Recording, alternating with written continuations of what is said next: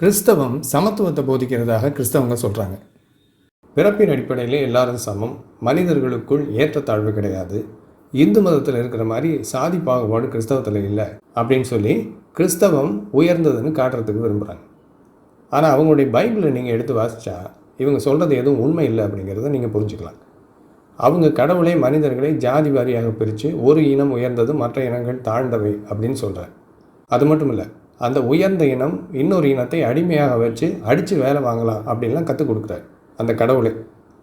அப்படி இருக்கும்போது எப்படி நீங்கள் கிறிஸ்தவத்தில் சமத்துவம் இருக்கிறதாக சொல்கிறீங்க அப்படின்னு கேட்டால் கிறிஸ்தவங்க சொல்கிற பதில் என்ன தெரியுமா? நீங்கள் பழைய ஏற்பாட்டில் இருக்கிறத பற்றி பேசுகிறீங்க, புதிய ஏற்பாட்டில் அப்படிலாம் கிடையாது அப்படிங்கிறாங்க. கிறிஸ்தவ பைபிளில் பழைய ஏற்பாடு புதிய ஏற்பாடுன்னு 2 பகுதிகள் இருக்குது. பழைய ஏற்பாட்டில் தான் கடவுள் மனிதர்கள் ஜாதி வாரியாக பிரித்து ஒரு இனம் உயர்ந்தது மற்ற இனங்கள் தாழ்ந்தவைன்னு சொல்கிறார். ஒரு இனம் இன்னொரு இனத்தை அடிமையாக வச்சு அடித்து வேலை வாங்கலாம் அப்படிலாம் கற்றுக் கொடுக்குறார். நாங்கள் அந்த பழைய ஏற்பாட்டை நாங்கள் பின்பற்றுவது கிடையாது அப்படிங்கிறாங்க. அப்போ இவங்களே ஒரு காரியத்தை ஒத்துக்கிறாங்க. அதாவது இவங்களுடைய கடவுள் பழைய ஏற்பாட்டு காலத்தில் ஒரு மாதிரி இருந்திருக்கார், புதிய ஏற்பாட்டு காலத்தில் வேறு மாதிரி மாறிட்டார். பழைய ஏற்பாட்டு காலத்தில் சில தவறான சட்டங்களை கொடுத்துருக்கார், அதையெல்லாம் புதிய ஏற்பாட்டு காலத்தில் சரி பண்ணிட்டார் அப்படிங்கிறாங்க. இது கேட்குறதுக்கு ரொம்ப வேடிக்கையாக இருக்குது. ஏன்னா கடவுள் ஒரு காலத்தில் கெட்டவராக இருந்தார், இன்னொரு காலத்தில் நல்லவரானார், அல்லது ஒரு காலத்தில் சூழ்நிலைகள் அப்படி இருந்ததுனால அவர் அப்படி பண்ணிக்கிட்டு இருந்தார். இந்த காலம் மாடர்ன் டேஸாக மாறிடுச்சு.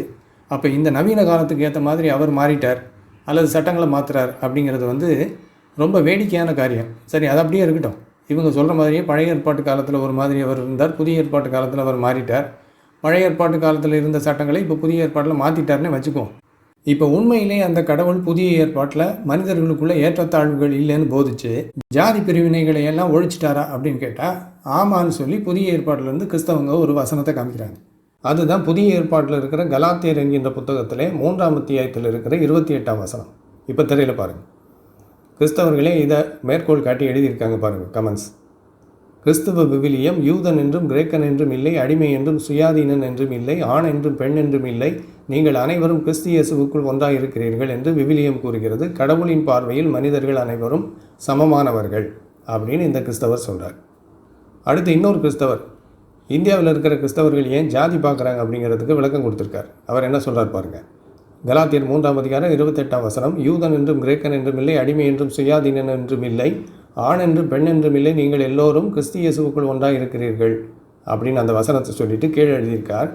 கடவுள் தெளிவாக சொல்லிவிட்டார், மனிதர்கள் ஜாதி மதம் பார்ப்பதால் இறைவனுக்கு சம்பந்தம் இல்லை. அதாவது பைபிளில் புதிய ஏற்பாட்டில் மனிதர்களுக்குள்ளே ஏற்றத்தாழ்வுகள் கிடையாது, ஜாதி பிரிவினைகள் கிடையாது அப்படின்னு சொல்லி கலாத்தியர் 3ஆம் அதிகாரம் 28ஆம் வசனம் சொல்லுது. கடவுள் கரெக்டாக சொல்லிட்டார். ஆனால் மனிதர்கள் ஜாதி மதம் பார்த்துக்கிட்டு இருக்கிறாங்க, கிறிஸ்தவர்களுக்குள்ளேயே ஜாதி பிரிவினை இருக்குது அப்படின்னா அதுக்கும் இறைவனுக்கும் சம்பந்தம் இல்லைங்கிறார். சரியா? அப்போது கிறிஸ்தவர்கள் இந்த வசனத்தை காட்டி புதிய ஏற்பாட்டு கடவுள் ஜாதிகள் கிடையாது, மனிதர்கள் எல்லோரும் சமம், ஏற்றத்தாழ்வுகள் இருக்கக்கூடாதுன்னு போதிக்கிறாருன்னு சொல்கிறாங்க.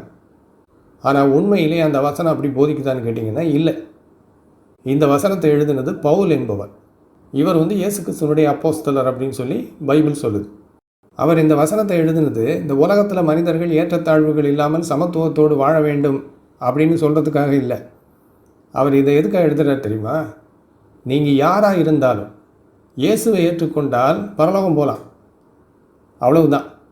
அதாவது நீங்கள் யூதனாக இருந்தாலும் சரி, கிரேக்கனாக இருந்தாலும் சரி, அடிமையாக இருந்தாலும் சரி, சுயாதீனனாக இருந்தாலும் சரி, ஆணாக இருந்தாலும் சரி, பெண்ணாக இருந்தாலும் சரி, இயேசுவை நம்பினீங்கன்னா பரலோகத்தில் இடம் கிடைக்கும், அவ்வளவுதான். நீங்கள் உலகத்தில் இருக்கும்போது ஏற்றத்தாழ்வுகள் இருக்காது, எல்லாரும் சமம்னு சொல்லலை அவர். இந்த உலகத்தில் நீ வாழ்கிற வரைக்கும் யூதன் தான், கிரேக்கன் தான், அடிமை தான், சுயாதீனன் தான், ஆண் தான், பெண் தான். இந்த உலகத்தில் அந்த ஏற்றத்தாழ்வுகள் இந்த உலகத்தில் வாழ்கிற வரைக்கும் இருக்கும். ஆனால் இயேசுவை நம்பினேன்னா பரலோகத்தில் இடம் உண்டு, அதில் வித்தியாசம் இல்லை. இதை மட்டும்தான் பவுலிங்க சொல்கிறார். நல்லா கவனிங்க. இப்போ இந்த வசனத்தை வச்சு பைபிள் சமத்துவத்தை போதிக்குது அப்படின்னு சொல்கிறாங்க இல்லையா? இங்கே பவுல் ஆண் என்றும் பெண் என்றும் இல்லைன்னு சொல்கிறார்ல. அப்படின்னா ஆணும் பெண்ணும் சமம், அவங்க 2 பேருக்கும் சம உரிமை, ஆணை விட பெண் தாழ்ந்தவள் இல்லை, பெண்ணை விட ஆண் உயர்ந்தவன் இல்லை அப்படின்னு தானே அர்த்தம். இந்த வசனம் சமத்துவத்தை போதிக்குது அப்படின்னா அப்படி தானே எடுத்துக்கணும். அப்படின்னா இதே பவுல் வேறொரு இடத்துல பெண் ஆணுக்கு அடங்கி இருக்கணுங்கிறார்.